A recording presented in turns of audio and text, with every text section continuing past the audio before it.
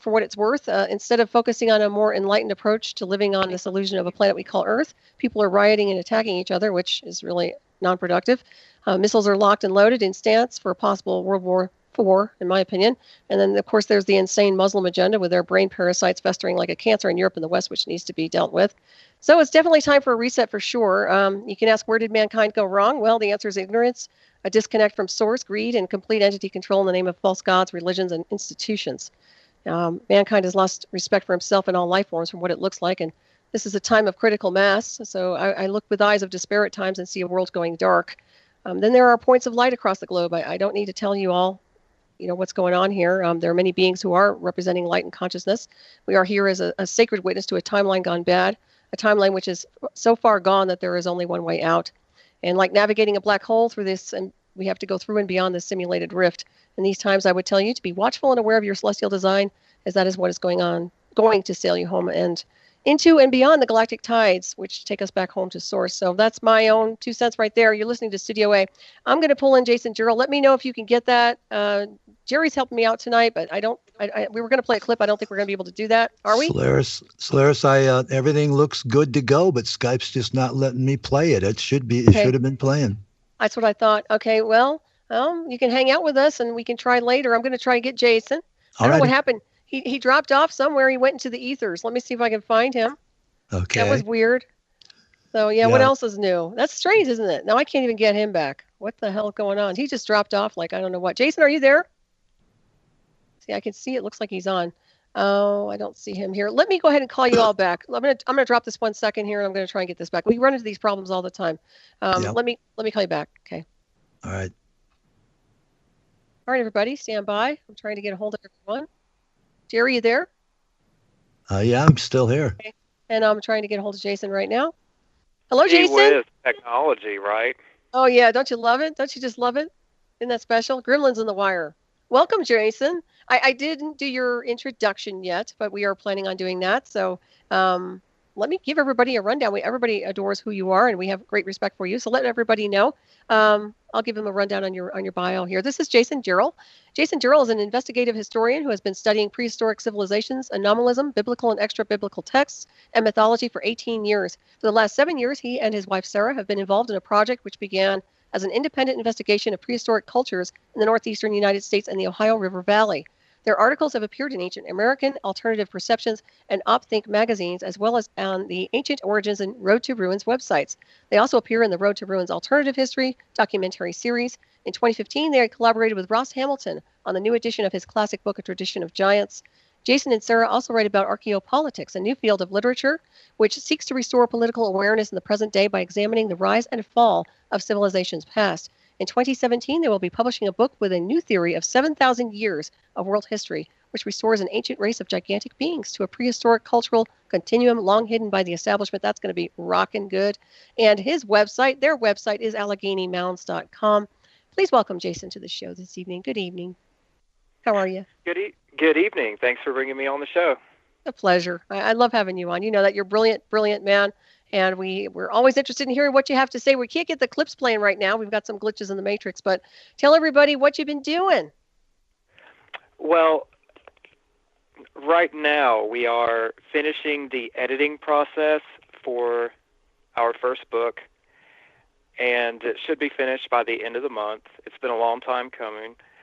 And this first book is going to chronicle as best as possible, using actual archaeological data, the history of the tall ones in North America, spanning a time frame of about 4,000 years. And I think the earliest instance of a gigantic human skeleton buried by prehistoric culture in North America in this book dates to around 3,500 BC, and the most recent instance dates to around 450 AD. We will be featuring in-depth descriptions of 5 or 6 prehistoric cultures, including radiocarbon dates, artifacts, settlement patterns. We're even going to tell you what they ate. And the book also features the remarkable artwork of Marcia K. Moore, who actually used real skeletal material and photographs of actual skulls and skeletal measurements from old Smithsonian manuscripts to recreate several ancient giants so that readers will be able to see what they looked like while they were alive thousands of years ago. Excellent. That's going to be fantastic. That's a lot of work, a lot of research, and the one thing I love about you and what you've been doing is the fact that you're decoding all the illusions. I mean, you're taking things down insofar as the false matrix goes, and you're bringing in real information that's been obfuscated. Well, one of the most remarkable things about this information really is the way that it was recorded for well over 100 years. Antiquarians and archaeologists really had no problem putting this information on record. These remains were photographed and measured in official archaeological reports for a really long time. And then much later, someone made the decision to kind of edit them out of the prehistoric record. And that someone had a lot of influence over the university circuit. And by the 1930s, it was becoming sort of an academic dogma to really not mention it. And essentially, our goal is to sort of restore this knowledge and the original course of anthropology in the United States. Mm-hmm. But this phenomenon, these ancient people that we're talking about, people like this were not limited to North America. And our research actually includes ancient Europe and the Middle East. And the conclusions of that research will be published several months after the first book in a second volume. And we already have 8 chapters finished for that one. That's wonderful. I know you and Sarah have been working very hard on this, and it's going to be magnificent when it's officially ready to go and live. So I'm looking forward to reading it. Well, I'm glad someone is, because it's certainly been a lot of work. I think I probably read several thousand pages of archaeology over the last 3 years just in referencing the book, because in my opinion, everything, if you're going to write about something that's kind of a hot button issue like this, you need to have references and primary sources. We didn't just want to dump a bunch of newspaper accounts and mythologies on people and expect them to believe it. Right. So we're just Makes trying sense. to get to the hard facts behind the mystery. Mm-hmm. Right. Well, it seems to be an awful lot of talk about giants lately. It's really interesting. I was touching base off air with Jerry about a few things. And the other night, last night on Hyperspace, I had Jarrell Clark on my show. And of course, he was talking about the Anunnaki and giants and a lot of other things. And so obviously there is a correlation in your opinion, or maybe not, but you've done a lot of research on that level of Anunnaki connections to the giants, or what is your impression of that with the Nephilim? Or I'm really excited that you brought up the Anunnaki, because that's something that we're going to publish a lot of information on in the near future. Excellent. Because I'm not trying to alienate anyone, because it's hard work being a researcher, and this isn't intended as a criticism of any other researchers who are out there, okay?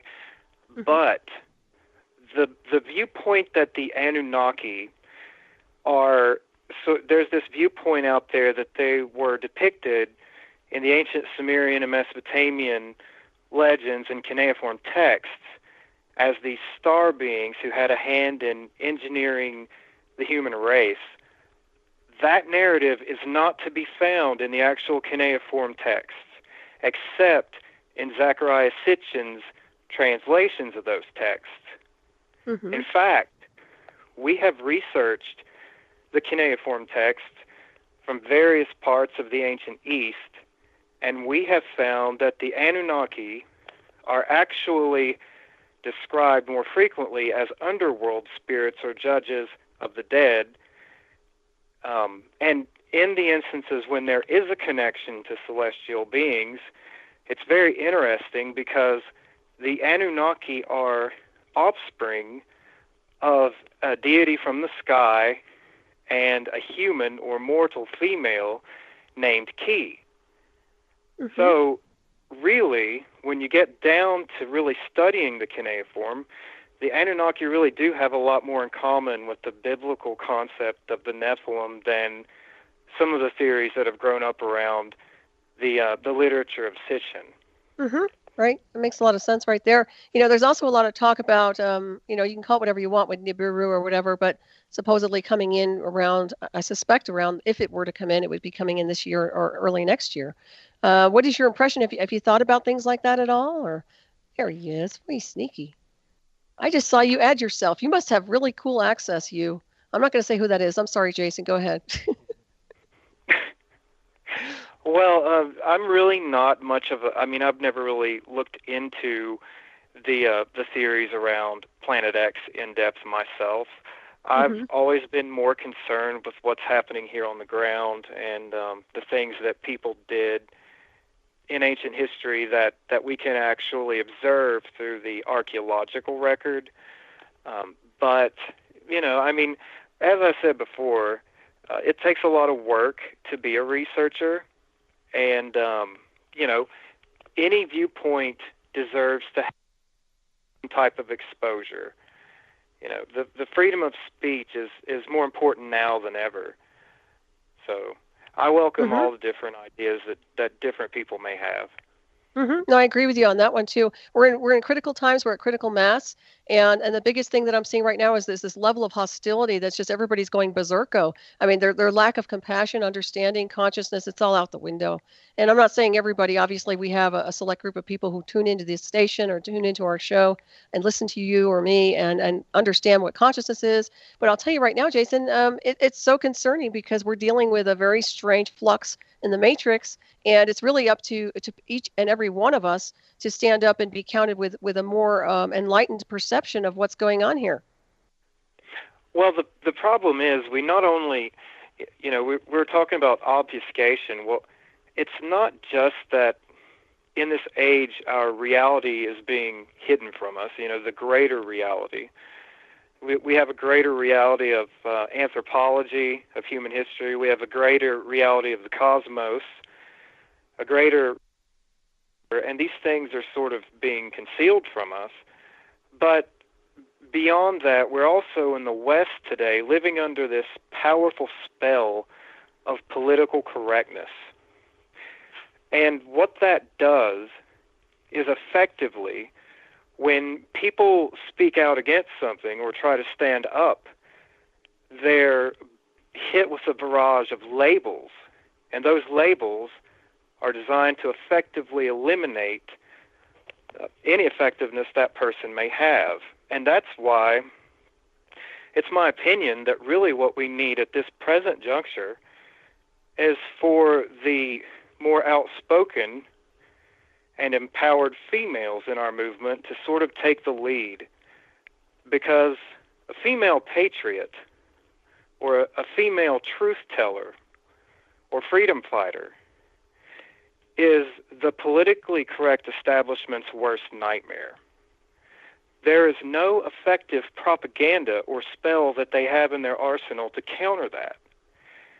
And so I would encourage the free-thinking and strong women who may be listening to this to find your voice and to begin participating in the contest that we find ourselves in at the present day.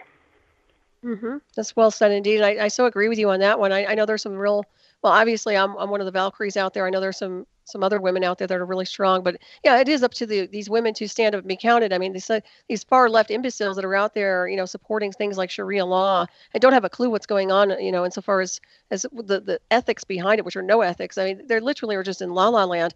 They really need to either stand down, shut up, and allow for those of us who understand what's going on to be the role models here, because we never nominated ourselves for these things. But the bottom line is, if you're a patriot in America or even around the world, you've got to stand up and be counted and set the pace. You can't let these people consume you, control you, manipulate you. The divine feminine is definitely under attack. Women are under attack. Children are under attack. Everybody's under attack. And it's BS. It's crap, and we're not going to put up with it. So yeah, thank you, Jason, for saying that, because it really is true. And I see more and more women just kind of coddling themselves and hiding in corners. And I'm thinking to myself, as a martial arts instructor, that's just like, I won't tolerate that kind of behavior from anybody. So, I just get annoyed. You are the women of the West. And I will, as someone who studies world history, one thing that that I'll tell you is when the Roman legions were at war with our ancestral Celtic ancestors, they were intimidated by the men, but they were really intimidated by the females. In fact, you can read some of the accounts of the wars with the Indo-Europeans that the Romans fought, and the battle really got underway when they defeated the men, and then they had to face the females. Mm-hmm. So there is a sleeping giant there that's ready to awaken, mm-hmm. without a doubt. I agree with you on that one. And it's, as I was touching on, you probably didn't hear my intro, but I touched a little bit on Earth Day, because instead of people celebrating or doing something productive here, I'm sure some people did, there was all this crappy little, anti-rioting, protesting, this crap, that crap, just all political bullshit. And literally just people just disconnecting from anyone or anything instead of unifying. And of course, we're seeing this pattern, but the escalation on a global scale right now, I mean, like I said, we're teetering between worlds, between, possible nuclear, whatever you want to call nuclear heaven. I always call it a nuclear heaven because literally, I mean, we're in between worlds of a lot of different types of warfare. And I see it as an inevitable situation to a point where things have gotten so bad so quickly, and people have just kind of been disintegrating in character, that what else is there? I mean, what do you see, Jason, on this timeline? I don't want to divert too much on this, but I do want to know what your perception is of what you're witnessing from day to day. Well, I believe that I don't find that the situation we are in today is altogether different than things that have happened in the past. Some people believe that this is a prophetic situation, that this is some sort of apocalypse. We have all sorts of prophecies and different things that people are talking about today, but people have always been talking about those things, and those things have always been reasons that people use to not do anything. And one thing that I would like to point out is there have been world governments before. In fact, there was a world system very similar to ours 5,000 years ago. And its headquarters, its palaces were in ancient Mesopotamia. And in archaeology, we call this the Uruk expansion. And the Uruk expansion, it was ran exactly the way that globalist organizations are ran today. All human energy and labor and productivity was highly regulated, taxed. There was a debt-based palace economy, and the gods were worshipped in the banks. There were clay debt slips. No one actually held any valuable metals. They simply held debt slips. And it was ruled by a ruthless royal family. And then in 3100 BC, the entire system from Mesopotamia to Europe to the Atlantic Ocean collapsed. And it collapsed because the people simply decided they'd had enough. And they walked away from it, and they burned the settlements. All the outposts and the colonies were abandoned, completely abandoned. So when it comes to globalism, this is an ancient foe of humanity, and we can see it emerge numerous times in the archaeological and historical record. And I believe that this is a challenge that we can face, and I believe we can prevail if we would learn from one another, overcome our personal differences, and simply be prepared to say no. Mm-hmm. I agree with you. Well spoken. You're such an impressive historian, in my opinion. I really appreciate who you are and what you've been doing here on this world. The work you do is phenomenal. I don't even think you realize how hard you and Sarah have worked over the years, and the information you've put out. I applaud you so, like you wouldn't believe, Jason. I think you're an incredible person. I've gotten to know you over the years, and not only are you a good soul, you're a good person with good character, but you're actually very knowledgeable, and you do a lot of very intense research. And I really wanted to say thank you, just because you do have a very strong presence here on the timeline. So thank you for what you do. And good points you're making, by the way. Yeah, I mean that thank you very too, by much. the way. Yeah. I hope more people tune into your work and follow your work. And also this book coming up is going to be phenomenal. So, Yeah, and Jerry, I don't hear anything if you're playing it. Are you trying to play it? Yeah, it doesn't work. Okay. Yeah, it's not working. That's just bizarre, huh? Too bad we can't play those clips. Well, that's okay. We'll try to figure it out. I guess we've been having more problems with that. Maybe you can have Mr. Rowe pick up the server at the top of the hour, and he can do it. No, I think he had the same problem that you had, if I'm not mistaken. He's welcome to do that, but I don't think it's going to work. But we'll, Yeah, he knows how to do all that stuff. It's kind of a bummer. But anyway, so I didn't mean to digress there for a second. We're trying to play some clips for you guys. It's going to be really cool, and get those in there. So, anyways, but Jason, like I said, I'm really impressed with the things that you're doing. Do you want to give anybody a little bit of a teaser about your book, and so far as something you'd like to share that, anything that you'd like to leak out sure. right now? Certainly. Before it goes live? Certainly. I can geek out on the book at any time because good. This is what I live and breathe. So excellent. Well, one of the aspects of this book that we wanted to address was that there are a lot of theories about who these prehistoric giants in North America were. And one of the ways to put the identity of a culture to the test is to study the material culture that's left behind.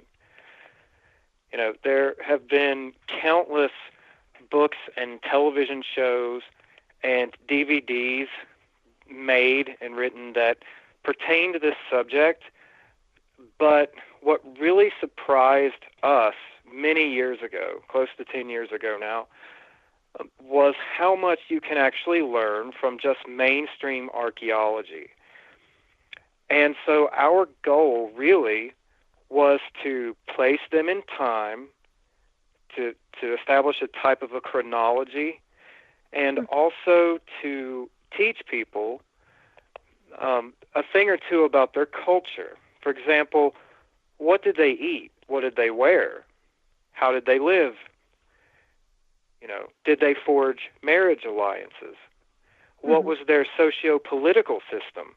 These are the types of questions we set out to answer concerning this mysterious people.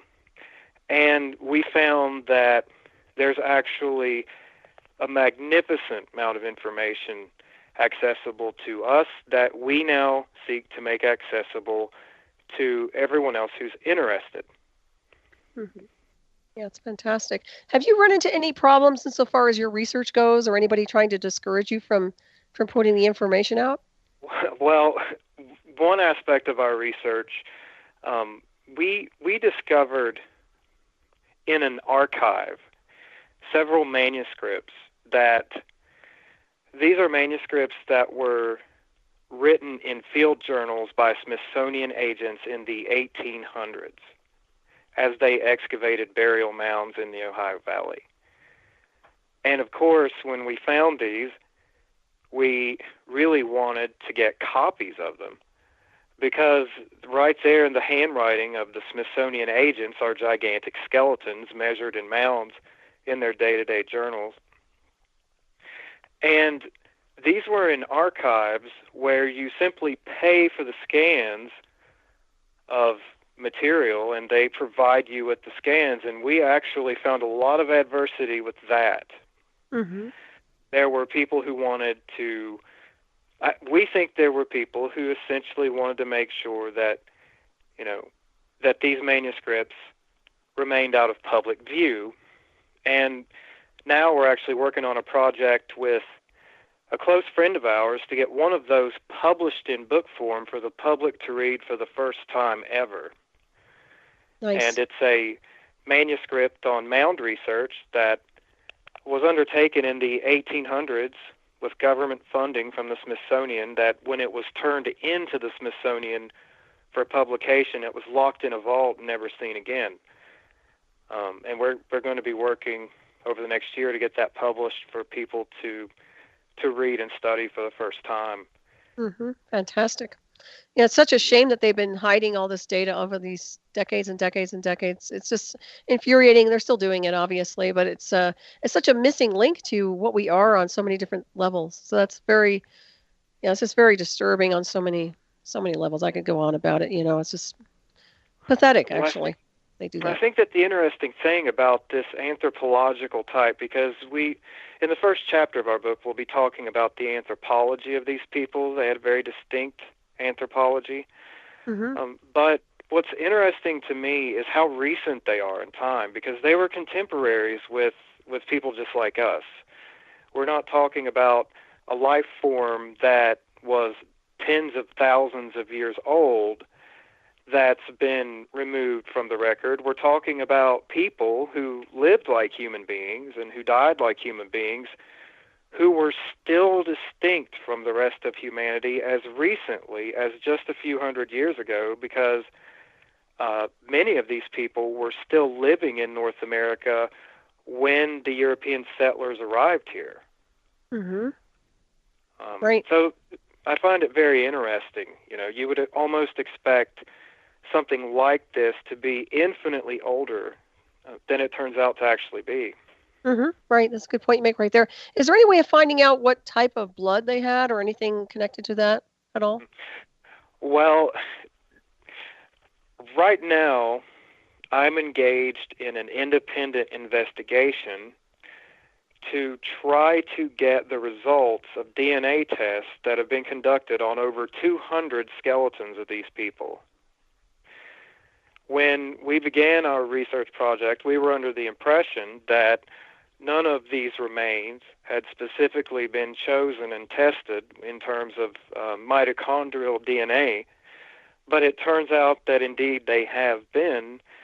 And the issue is the anthropologists who were given the privilege of testing these remains from 17 different archaeological sites refused to publish the results of the test in any way that they're accessible to the public.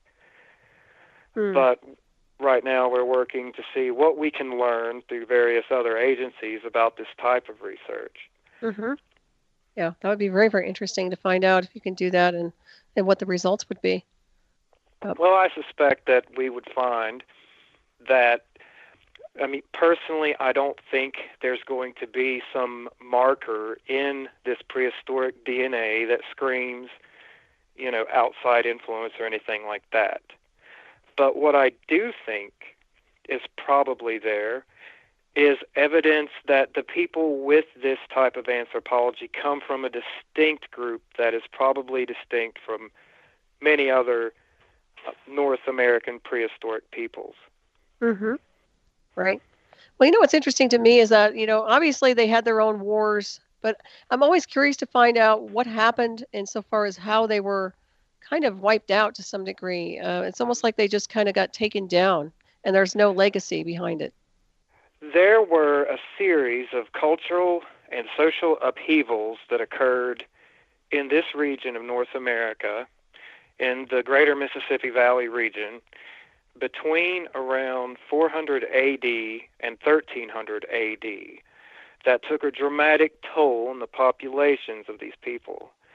The first dramatic upheaval was a massive cultural collapse that occurred in around 450 AD, when the exchange network and the lines of the elites simply disappeared almost overnight.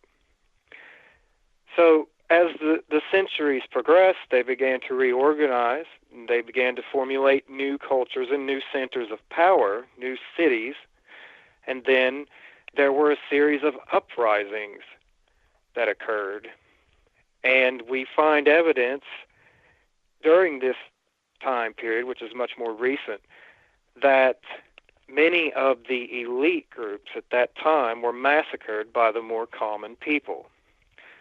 So that time period of upheaval can tell us a lot about what happened to these unique individuals. But I would like to add that in Pennsylvania and some places in West Virginia, by the time of European contact, there was a tribe, probably descended from them, called the Susquehanna, who still had the unique anthropology.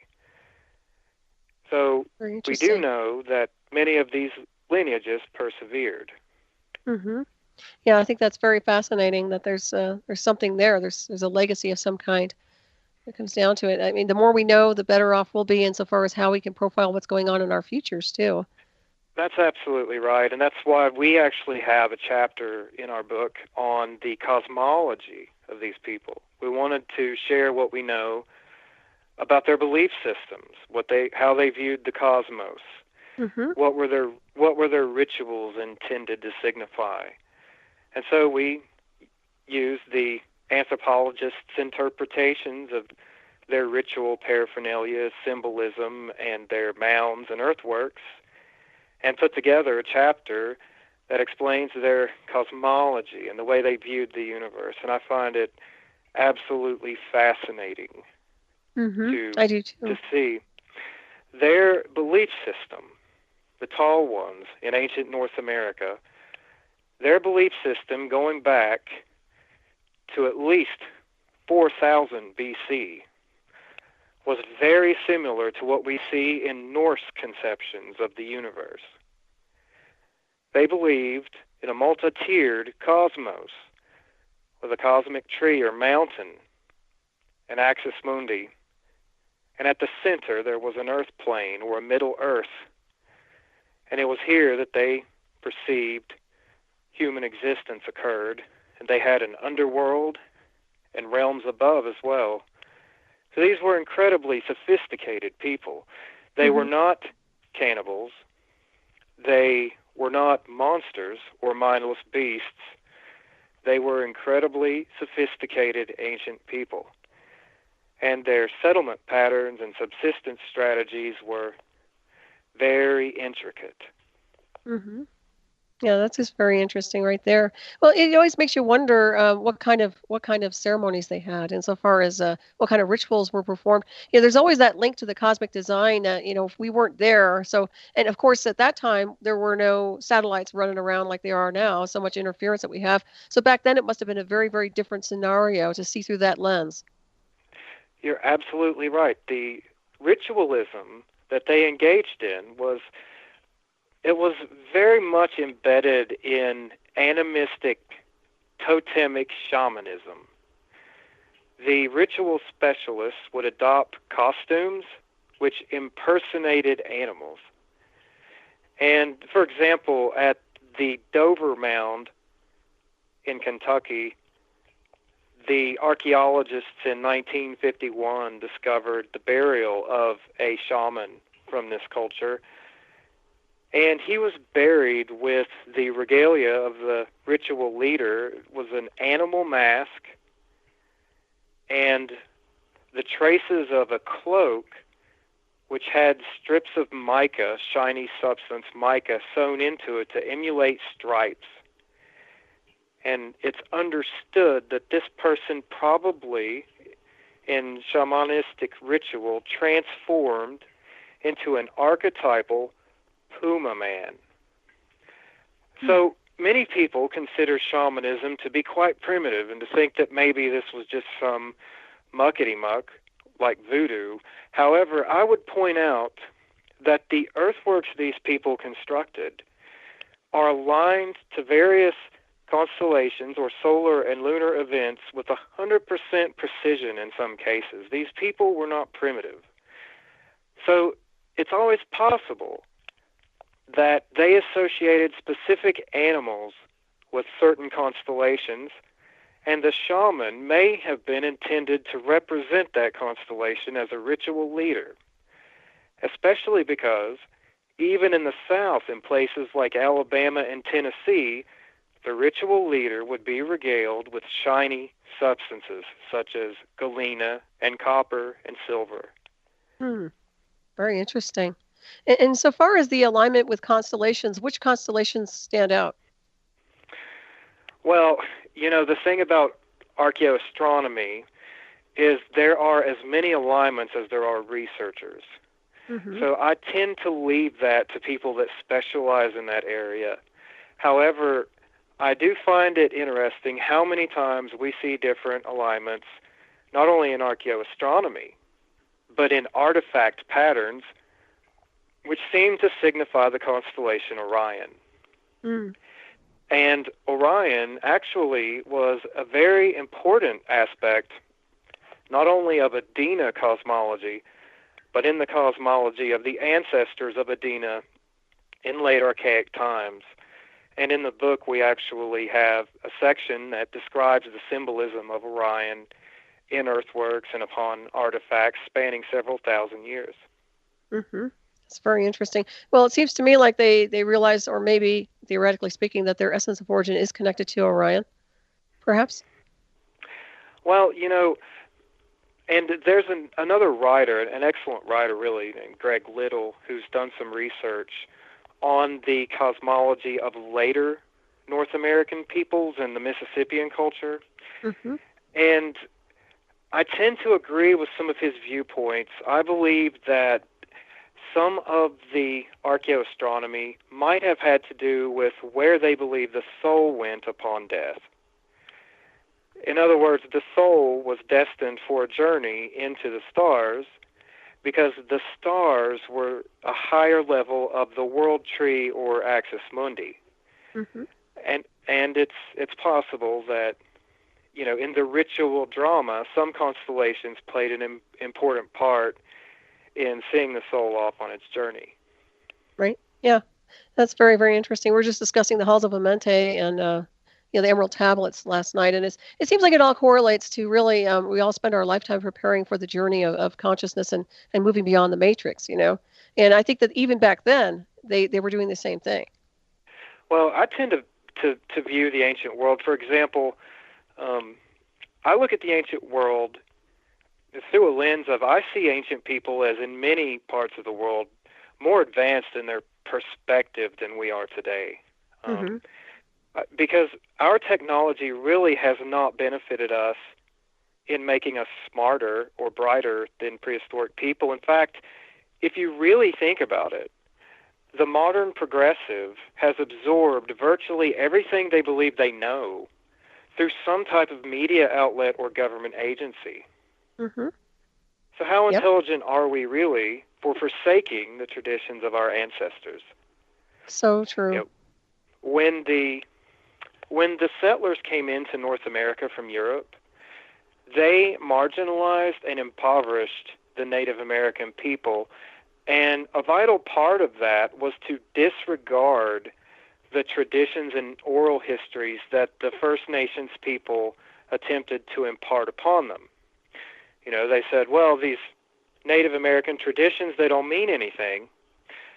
But last year we did some research in Canada, and in Canada, a remarkable thing occurred several years back. There was a construction project that was going to happen near Rice Lake, and there was an old Mi'kmaq chief who had always gone into the area for hikes with his father growing up, and etc. So the Mi'kmaq chief, the elder, he warned the construction company that a hill in the vicinity was an ancient burial mound. Well, this mound had never been recorded by anyone ever. It was completely unknown. But this Mi'kmaq elder insisted this hill was a burial mound, and when it was dug into, it was found that not only was it an Adena burial mound, it was one of the oldest Adena burial mounds ever dated in North America. Wow. So here's an instance where a First Nations tribe had passed down for how many centuries, we do not know, the knowledge that this was a burial mound. They had a clear connection to the history of this mound. So I suspect that there is much more we could learn from the actual First Nations people themselves regarding the mystery of the Tall Ones if we could repair our relationship with them. Mm-hmm. Right. Well, I can't blame them for not trusting anybody. I mean, I don't trust people in any form usually, so I can't really blame them on that. Well, you're living in the age of distrust. Right. I mean, they steal everything anyway. You have intelligence agencies that literally steal everybody's patents and inventions, and whatever it is you have, they're going to access it, whether they hack into your computers or whatever else. So it's really gotten to that point. So I understand very clearly why people keep secrets. I totally get it.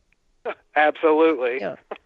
Yeah. So let them protect the land. The only thing is you never know who's going to stumble across it accidentally. And then, of course, but then they have the old, the old legend of curses and cursed areas, like the Native American legends of certain areas that get cursed. The person, gets cursed if they do something to take an object. Or is there a tradition like that with this sort of thing where perhaps it's bad mojo to get involved in that if you're not part of the tribe? Well, the funny thing is I've never heard of someone dying because they excavated a burial mound or anything like that. But the question that I ask, when you look at the earthworks that were constructed throughout this part of North America, there were literally thousands of these enclosures. And for people who don't know, it's explained in the book, but the Adena mound builders, they constructed circular as well as rectangular enclosures. And these enclosures were made by building a wall of earth with an interior or exterior ditch. And there was typically one opening in the form of a causeway into the interior of the enclosure.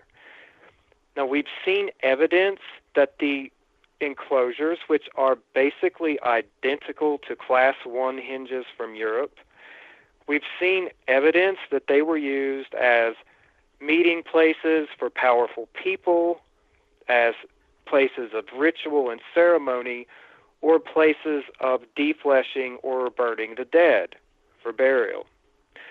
But with as many of these geometric enclosures as were built throughout North America's prehistory, I find it hard to believe that there wasn't another use for these sites that we're completely incapable of detecting today. And it may be that we're looking at the remnants of an ancient form of organic technology. Now, if a type of machine was left unattended for hundreds or thousands of years, and then foreigners moved in and they decided to construct a housing development on top of where the machine was, then you can expect some type of phenomena to occur, probably some type of disturbance, even if it was just a feeling. And I really do believe that some of the accounts that people have of experiencing unexplained phenomena near these prehistoric types of sites may simply be because they are near some type of ancient technology that is still trying to work. That makes a lot of sense, actually, what you're saying right there. Another question I have for you is how do the mounds get buried? Obviously, they're not traditionally done that way, so that they're actually concealed, right? I'm sorry, how did the mounds get buried? Right, because, when you look at it, it's obviously not something that's done by design. In other words, they don't try to conceal things. They're actually trying, at some point in the continuum, this was something that was very visible, correct? Not concealed or covered up. Oh, well, the mounds and earthworks were never concealed. They were destroyed by archaeological societies in the Ohio Valley. In fact, in some parts of the Ohio Valley, like south central Ohio, there were hundreds, as many as 400 mounds and sacred enclosures that were destroyed, and a single report was never even filed. Wow. The Smithsonian Institution, people who understand archaeology today, as we undertake archaeological research today, the Smithsonian Institution's investigations in the 1880s amounted to rampant destruction and grave robbing. There was no respect for these earthworks from the experts. It was the antiquarians and the local historians who had respect for prehistory and with what they were dealing. But as soon as the state got involved and as soon as the expert appeared, we began to simply see the rampant destruction of earthworks. What a shame. So if these sites had existed someplace else, they would be World Heritage sites today. Some of the sites here were absolutely incredible. In Charleston, where I live, Charleston, West Virginia, there were 50 burial mounds and 10 sacred enclosures. And that's just in the valley. In the bluffs around the city, there were 64 stone mounds between 10 and 15 feet high each.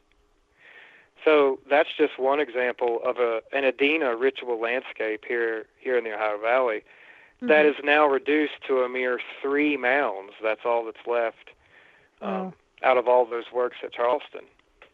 It's amazing. It really is. It's just a lack of respect for the past, you know. It blows me away how they could just carelessly do things like that. Unbelievable. Well, you know, that's what happens when your society collapses into the abyss of the licensed expert. Wasn't an expert. The licensed expert is licensed for a reason. He's been licensed by someone with the power to give license, and whoever that is probably has a reason why he's bestowed the license. And in the case of North America's ancient past, that power is the power of the state. Right. Yeah. It's unbelievable. Well, let everybody know the title of your book also, and when do you think it's going to be live? Well, the title of the book is Ages of the Giants. Nice. And it's going to be available very soon because the editing is almost finished, and we have some imagery that we need to prepare for the book. It's going to have a lot of our own photographs in it, by the way, because we actually visit a lot of the sites that we write about. We got several sites in the book that we took photos of that I don't think they've ever been photographed before. Nice. So we've put a lot of work into it in every way possible. And, you know, one of the questions that I've been asked over the years, again and again, is what happened to these remains and who would have an interest in keeping this from history? And the final chapter of the book attempts to address that question in a way that I don't think has ever been done before, because honestly, we never expected to find what we found when we began to investigate that question. Right. But it's probably going to be controversial for some people, but not for your audience, because I understand that the people that listen to this show are people that care about the truth. Yeah, absolutely. No, I'm looking forward to reading this book, and I agree with you. I think that it's really important to get to the meat and potatoes insofar as what's really gone on behind the scenes, who's been responsible for a lot of this stuff, and what was the motive behind it. That's a big deal.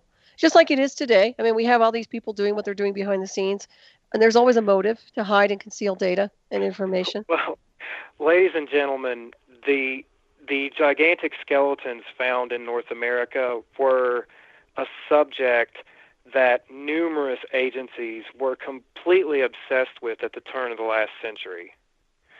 And what I mean by that is, here's an example.